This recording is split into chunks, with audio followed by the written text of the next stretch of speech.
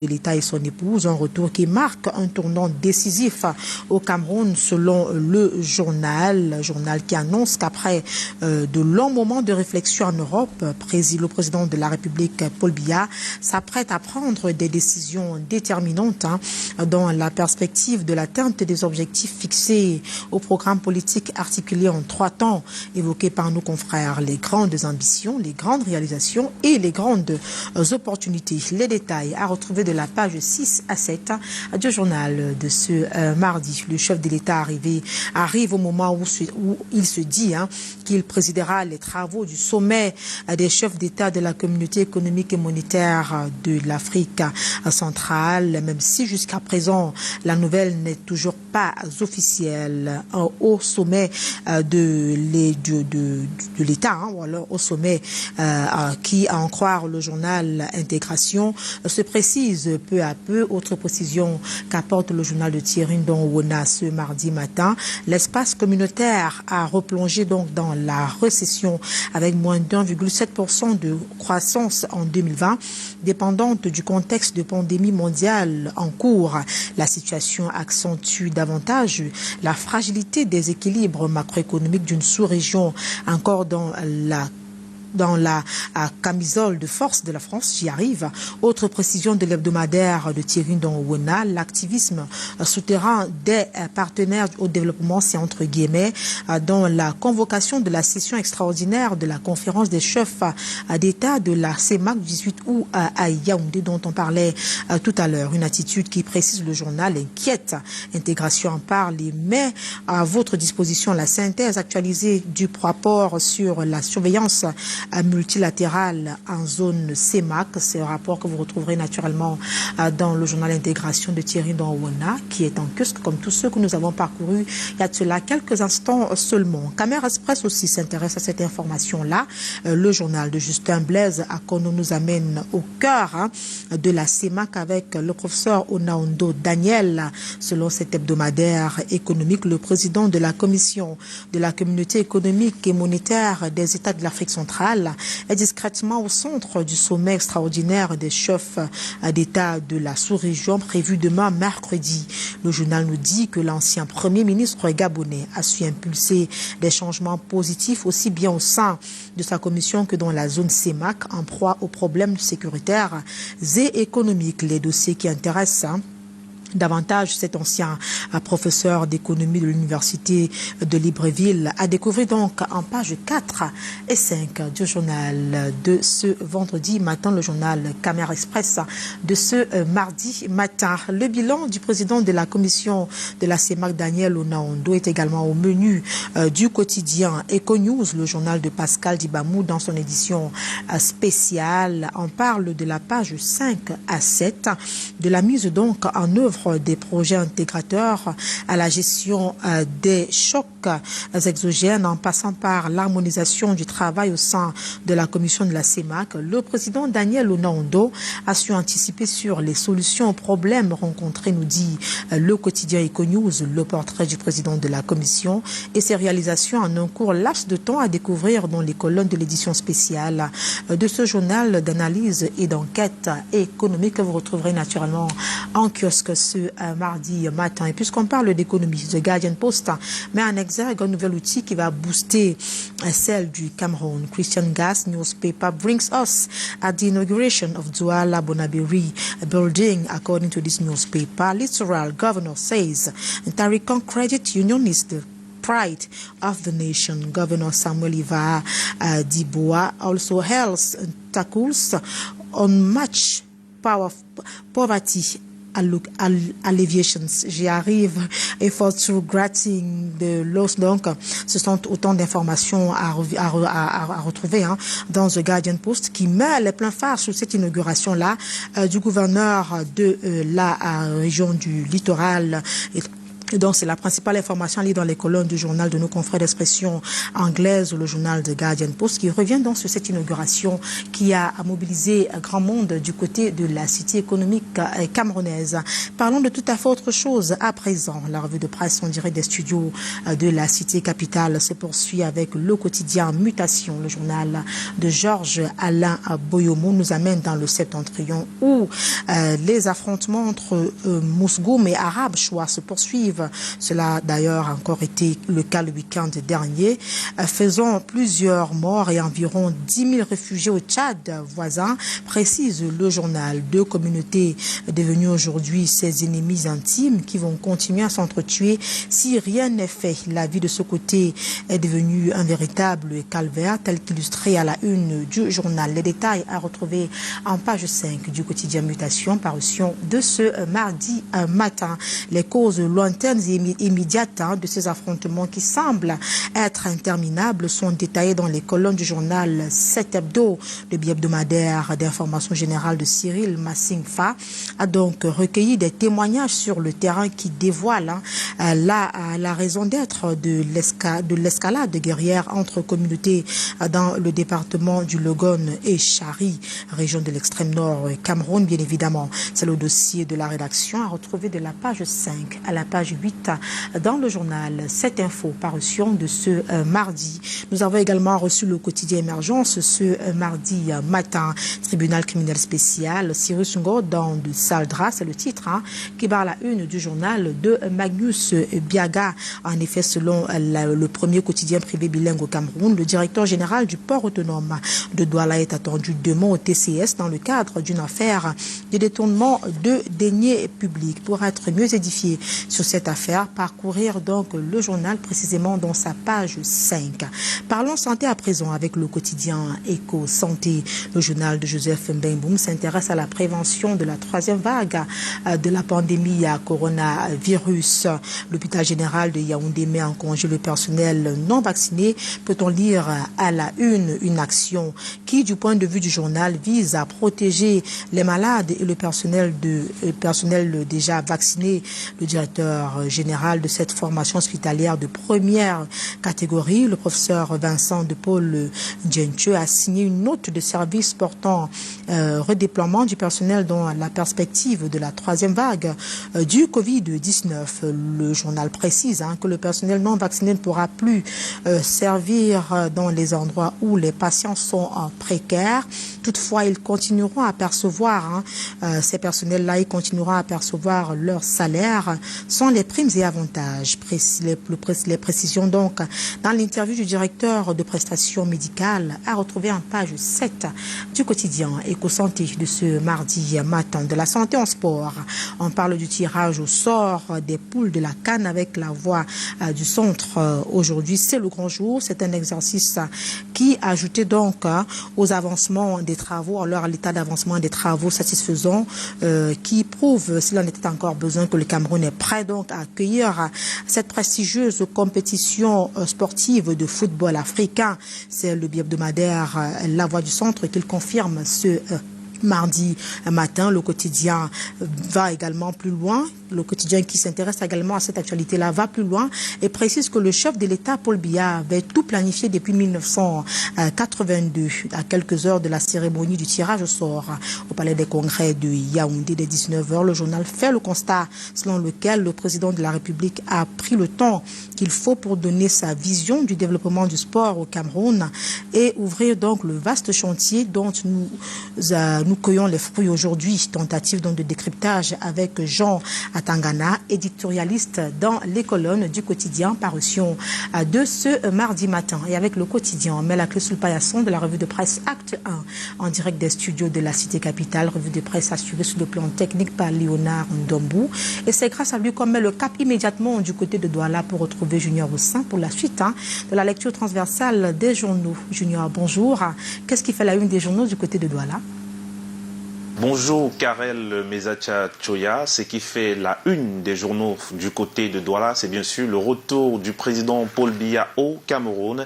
Et c'est d'ailleurs ce qui est en colonne du journal La Nouvelle Expression ce matin, qui nous apprend donc que le chef de l'État a regagné le Cameroun hier en mi-journée. Les détails en page 7 du journal nous renseignent que le président camerounais préside de la conférence des chefs d'État de l'Afrique centrale. Il doit être appelé ce 18 août au sommet de la CEMAC.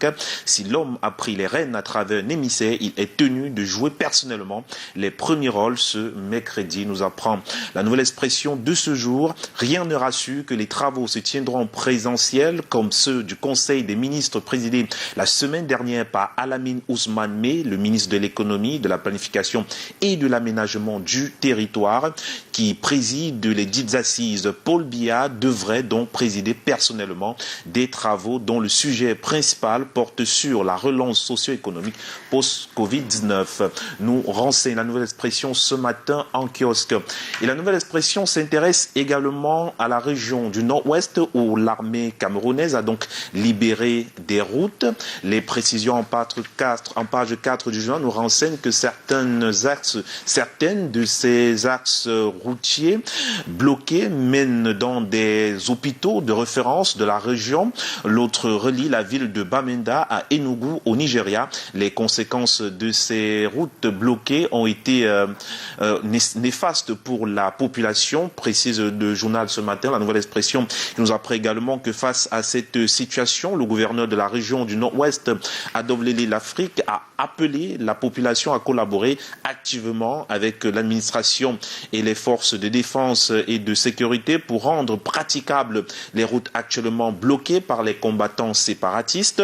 Depuis ce week-end, certaines de ces routes ont déjà été libérées par l'armée. Les patients cherchant des soins médicaux à l'hôpital Baptiste de Bigon et dans d'autres établissements de santé du département du Boyo, où se trouve la ville de Fundop, ont exprimé leur espoir après que les forces de défense et de sécurité est dégagé quelques 58 camions et voitures que des séparatistes ont utilisés pour bloquer ce tronçon depuis le 4 août dernier. C'est donc à retrouver dans ce journal La Nouvelle Expression, et La Nouvelle Expression qui s'intéresse à sa une principale actualité du côté de Bafang et nous fait savoir qu'un essaim de jeunes en colère ont bloqué l'entrée de la ville samedi 14 août dernier pour crier leur colère après la mort brusque et tragique de leur frère tué à bout portant par un gendarme.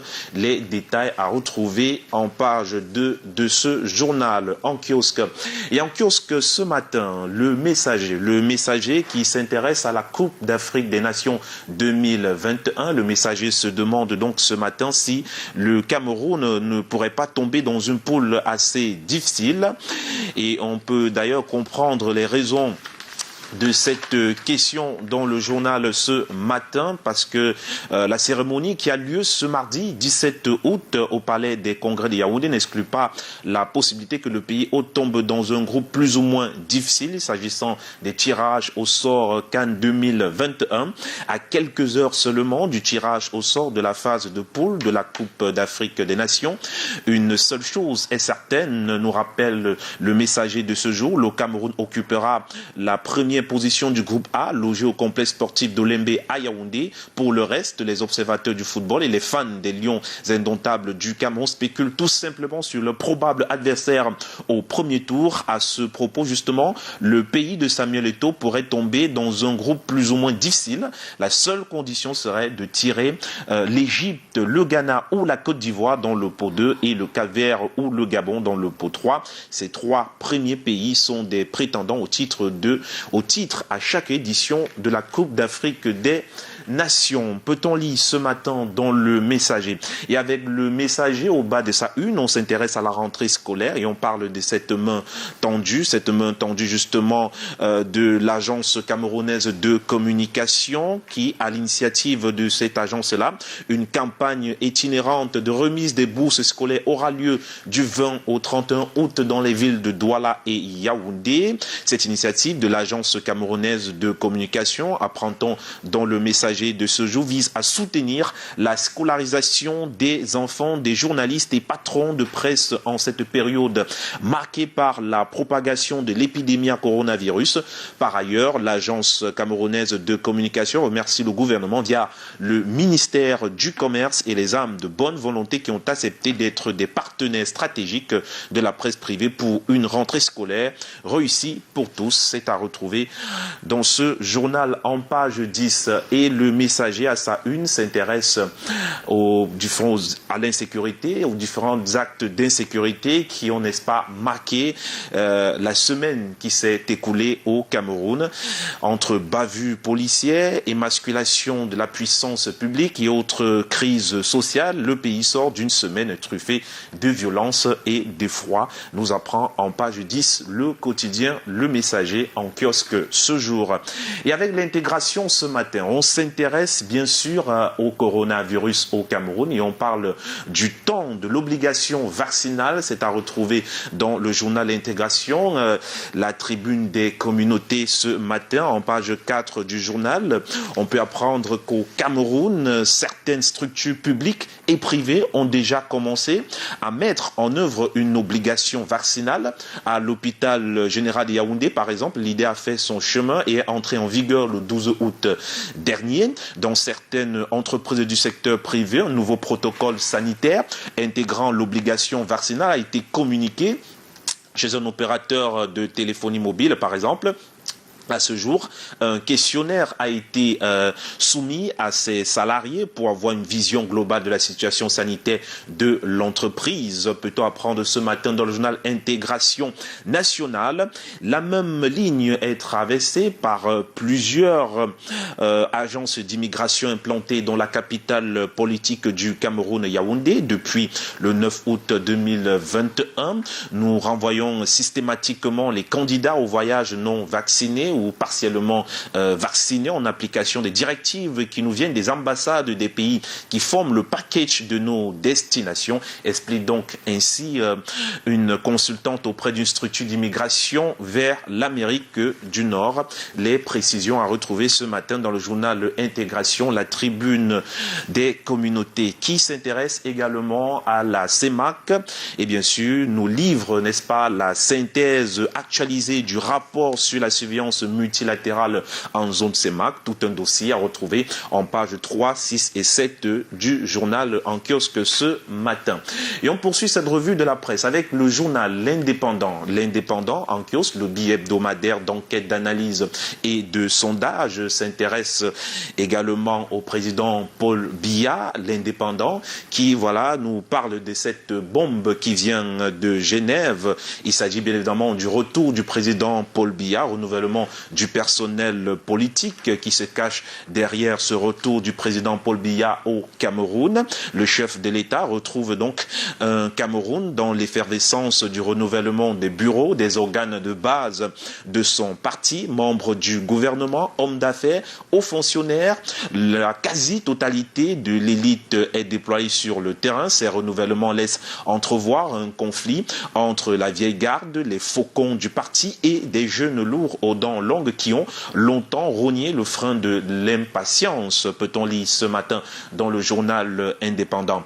Au thème de ces joutes électorales, précise le journal, est annoncée la convocation prochaine d'un congrès du RDPC qui viendrait lui-même renouveler les mandats des membres du bureau politique et du comité central. Tout ce remue-ménage préfigure à coup sûr un réaménagement gouvernemental.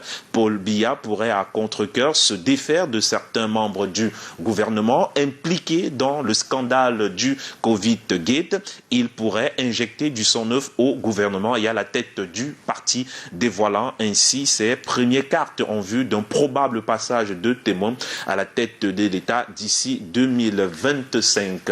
C'est à lire ce matin dans le journal L'Indépendant. Le bi-hebdomadaire d'enquête, d'analyse et de sondage s'intéresse également à la MINUSCA où le Cameroun réitère son engagement pour soutenir bien sûr la MINUSCA.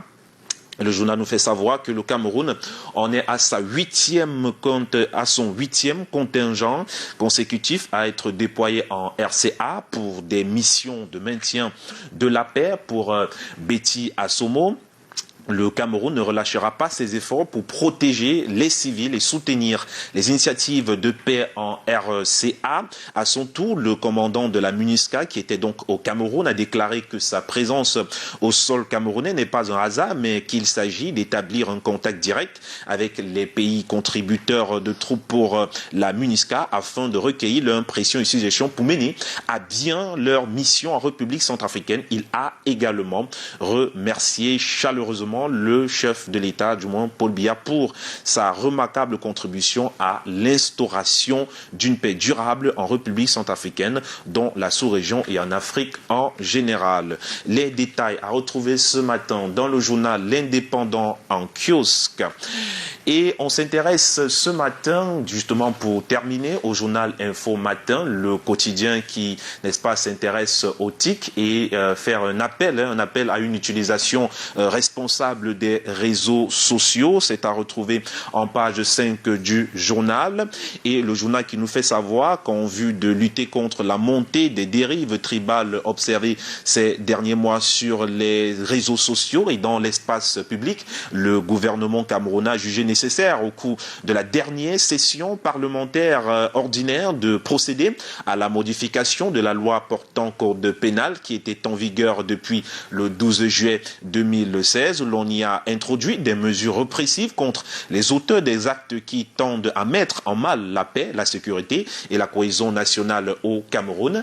Il ne se fait donc aucun doute que l'esprit de la réforme de l'article 241 du code pénal camerounais vise la régulation et la répression de l'expression de la haine et de la malveillance dans les échanges, les activités et les comportements sur les réseaux sociaux, en ligne et autres voies et moyens de communication au public, peut-on lire ce matin dans le journal Info Matin. Et bien sûr, Info Matin en kiosque dresse une fois de plus l'état des lieux des réseaux sociaux au Cameroun en 20 années de téléphonie mobile. Voilà qui nous conduit à exactement 7 heures passées de 30 minutes. Donc demain sera notre jour. On fera part justement d'autres parutions et ce sera par le canal de Karel Mezatia et bien sûr Junior Hussein. Mais comme vous le savez, chers téléspectateurs, dans l'actualité, il y a de très bonnes nouvelles, mais également de tristes nouvelles et qui nous plongent justement dans ce cas de société. Il s'agit d'un cas de suicide. Un homme, notamment un ingénieur agronome au service donc à l'IRAT, l'Institut de recherche agricole pour le développement, qui se serait lui-même donné la mort, donc qui s'est suicidé devant femmes et enfants en se tranchant la gorge. Donc pour l'instant, rien ne filtre sur les mobiles d'un tel acte on ne peut plus odieux. Et la plupart du temps, parce que c'est pas la première fois, c'est pas un cas isolé, des cas de suicide comme ça, on les recense de plus en plus. On pointe du doigt la précarité, mais face à cette situation assez atypique, assez particulière, on se demande mais comment un homme qui jouit d'un bon emploi, qui a jouit d'une certaine stabilité familiale, peut se donner la mort lui-même? Est-ce que les mobiles seraient ailleurs? Écoutez, bonjour Patricia, je commence par là. Bonjour. Fidil, bonjour aux téléspectateurs de Canal 2 International. Le fait que vous évoquez a eu lieu le 15 août dernier. Exact. Vous avez parlé d'un bon emploi. Bien sûr, lorsqu'on est ingénieur agronome à l'IRAD, ça veut dire qu'on a quand même un bon salaire. On est quand même dans l'alimentation, dans l'agriculture. Donc du coup, on ne voit pas pourquoi on irait probablement se suicider. Mais ce que j'aimerais dire, c'est que, vous savez, on pourrait un peu faire une petite leçon, une petite pédagogie autour du suicide pour faire comprendre aux téléspectateurs de quoi il s'agit concrètement, au-delà de ce fait. Il y a un ouvrage très intéressant d'un auteur français du nom de Émile Durkheim, publié justement en 1897. Le livre s'intitule « Le suicide ». Et il faut dire que dans cet ouvrage, Émile Durkheim nous présente deux causes du suicide. La première cause, c'est l'intégration et la seconde cause, c'est la régulation. Cela veut dire quoi ? Quand il parle de cause, ça veut dire que ce sont des faits qui permettent de mesurer le taux de suicide dans notre société. Parlant de l'intégration, justement, Émile Durkheim, dans cet ouvrage-là, nous rappelle en fait que lorsqu'on n'est pas intégré dans une société, lorsqu'on ne se sent pas accepté dans une société, ou lorsqu'on ne participe pas à certains mouvements associatifs, on a tendance à vite se suicider parce qu'on se sent seul, etc. Ça, c'est ce qui est autour de cette cause qui s'appelle l'intégration. Et bien sûr, il y a maintenant la régulation. La régulation, c'est quoi? C'est que dans nos sociétés, il y a des règles qui sont implantées, qui permettent, n'est-ce pas, d'empêcher des individus à se suicider. C'est-à-dire, l'État va mettre en place des mesures condamnant, par exemple, le suicide, va élaborer des lois qui permettent, n'est-ce pas, d'encadrer l'individu afin qu'il n'aille pas se suicider. Et à côté de cette régulation, on a quand même les églises. Vous voyez, les églises jouent quand même un rôle aussi important parce que l'église, la religion va dire, on condamne le suicide. L'église va vous dire, si tu te suicides, tu vas aller en enfer. Donc, du coup, des gens auront peur de se suicider. Mais ce qui est bien à retenir, parlant justement de ces causes-là, c'est qu'il y a, à côté de ces 2 causes de suicide, 4 types de suicide. Et ces 4 types-là de suicide, on les observe au quotidien dans notre société. On a le suicide égoïste, c'est-à-dire le suicide égoïste, c'est-à-dire c'est lorsqu'il y a justement manque d'intégration. C'est un suicide égoïste. Lorsqu'un individu ne se sent pas intégré, ne se sent pas accepté dans une communauté, se sent tout seul, alors il a tendance à se suicider. À côté du suicide égoïste, on développe également le suicide altruiste. Cette fois-ci, c'est l'excès d'intégration.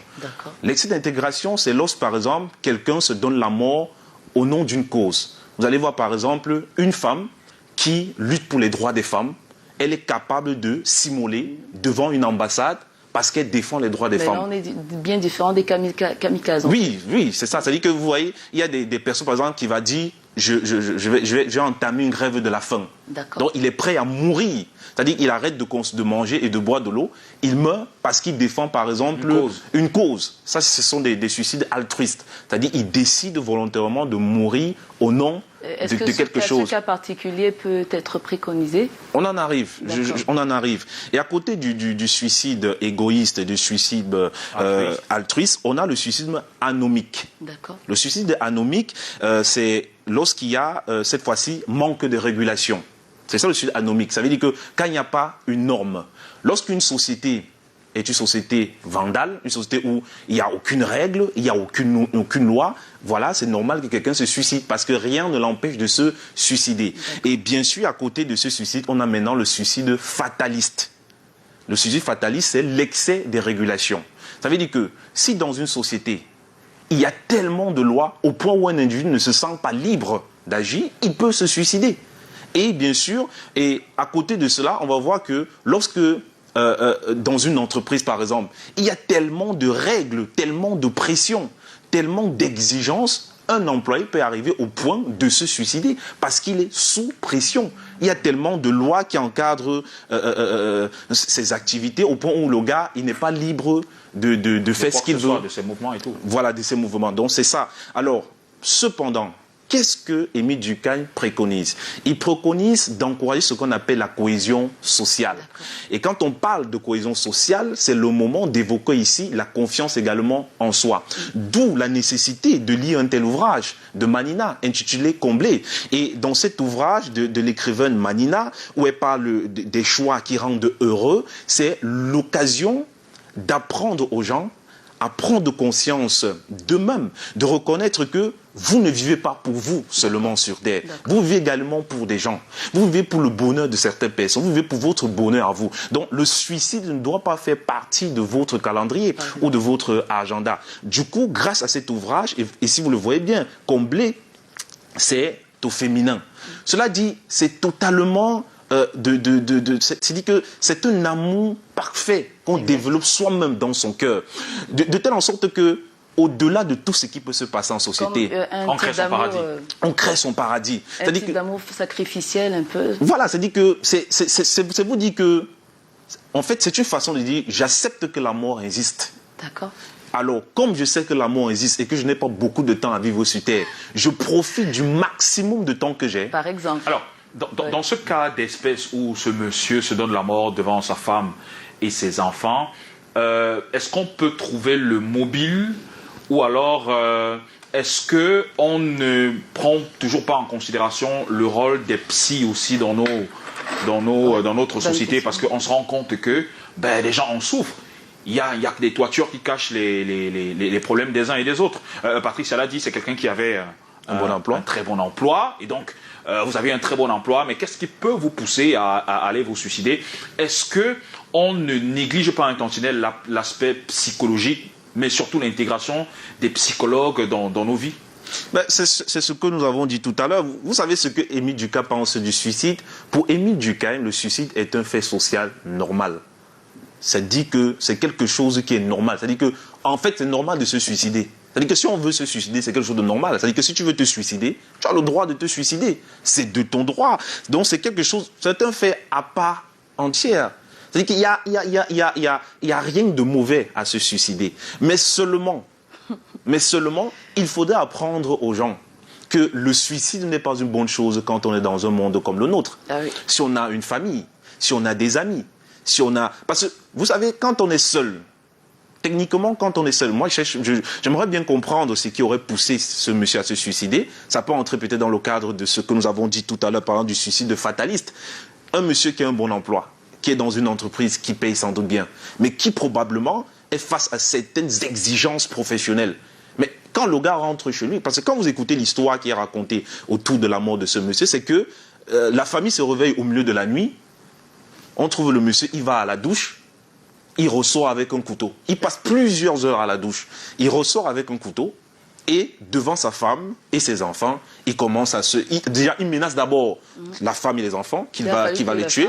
Voilà, qui va les tuer. Alors la femme, prise de panique, elle va chercher la police. Exact. Quand elle revient, le monsieur s'est tranché la gorge. Je le dis tel que c'est écrit. Hein. Ça fait même rire. Les gens se sont demandé comment on peut se couper en même temps le cou, ensuite on a le temps de se couper le ventre et de se couper les mains. Donc ce sont les étapes. C'est-à-dire il s'est tranché d'abord le cou, ensuite le ventre, la main. Donc je me demande comment il arrive à faire ça. C'est-à-dire, donc, et si c'est vrai, ces étapes-là sont réellement suivies, ça veut dire qu'il a été possédé par un esprit. Parce que vous savez, si on croit à la sorcellerie, si on croit que des gens peuvent vous posséder, des esprits maléfiques peuvent vous posséder votre corps... Non, mais peut-être psychologiquement aussi, peut-être t'es pas stable. Non, stable, à quel moment il arrête d'être stable? Ça veut dire quelque chose a dû déclencher cela. Et moi, je pense qu'il a dû être possédé par un malin. Et quand le malin prend contrôle de votre corps, un esprit vous pousse à vous trancher le cou. Vous voyez bien comment le couteau va au niveau du cou, mais vous ne pouvez pas vous empêcher. Mais ça se fait. C'est-à-dire l'esprit tranche. Moi, je pense quand même que après... ça crée un certain choc au niveau soit de sa femme ou encore de ses enfants, parce que se donner la mort devant sa femme et ses enfants, ça peut créer un choc. Bien sûr. Et c'est la raison pour laquelle donc je pense que les psychologues et les psychiatres devraient entrer en jeu pour pouvoir suivre cette femme et ses enfants qui, demain ou après-demain, on ne voudrait pas qu'ils reprêtent le... C'est pour ça qu'on parle de régulation. L'État peut justement, une fois de plus on invoque l'État, c'est toujours l'État, l'État peut justement encourager cette activité-là. Je ne sais pas combien... L'État, c'est vous, c'est moi. Hein, Après, c'est mieux le gouvernement. C'est-à-dire qu'on ne jouera pas mieux ce rôle-là que le gouvernement, de toute façon. C'est-à-dire, combien de Camerounais ont l'habitude de voir des psychologues, des canalistes, je ne sais pas combien. Justement, c'est la raison pour laquelle on dit d'être entouré d'amis, parce que les amis peuvent comprendre votre souffrance. Or, vous allez voir qu'en Occident, quand quelqu'un a un petit problème, directement, il va se faire consulter par un psychologue. Mais chez nous, on n'a pas encore cette culture-là de parler à quelqu'un. Vous voyez que l'écoute. Et quand je parle de l'écoute, je crois que c'est un livre que je recommande énormément. Vous faites bien d'avoir choisi ce sujet ce matin et de m'en avoir parlé pour que je puisse venir avec cet ouvrage dont on va travailler là-dessus vendredi pour mieux expliquer aux téléspectateurs. Lorsque Manina, c'est une écrivaine camerounaise, elle n'est pas française, c'est une camerounaise, lorsqu'elle développe dans cet ouvrage le besoin de l'écoute, tout part de l'écoute, lorsqu'un individu n'est pas écouté, lorsqu'un individu n'est pas compris, lorsqu'un individu n'est pas compris, lorsqu'un individu se sent parfois rejeté, il y a de fortes tendances qu'un jour ils mettent fin à sa vie. On sait que vous en parlerez toute la journée parce que ça vous passionne et nous on adore en tout cas, donc c'est important de communiquer. La place de la communication dans la famille, dans un couple, c'est très important.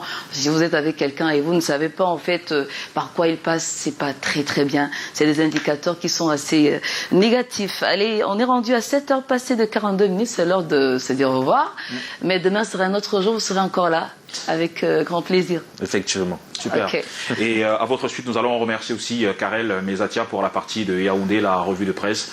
On se retrouve demain. Alors, il est 7h43 minutes, Patricia. Oui, le temps de faire un coucou à un soldat de la nation. C'est un brave soldat, on l'appelle donc l'adjudant Boukar. Abdoul en service à Garoua, donc il est convalescent après un léger accident, donc tout va plutôt bien.